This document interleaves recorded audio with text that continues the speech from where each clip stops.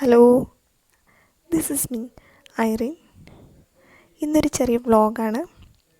ഞാനിന്ന് പരിചയപ്പെടുത്തുന്നത് ഇടുക്കി ജില്ലയിലെ ഒരു ചെറിയ മലയോര പ്രദേശമാണ്. സ്ഥലത്തിൻ്റെ പേര് കുണിഞ്ഞി. ഇവിടേക്ക് വരാൻ കാരണം ഒരു ഫാമിലി ഗ്യാതറിങ്ങിന് വേണ്ടിയാണ്. എൻ്റെ റിലേറ്റീവ്സിൻ്റെ വീടാണിവിടെ.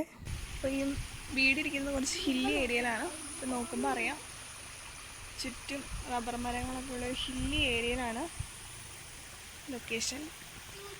നിറയെ വെള്ളത്തിൻ്റെയൊക്കെ സൗണ്ട് കേൾക്കാം.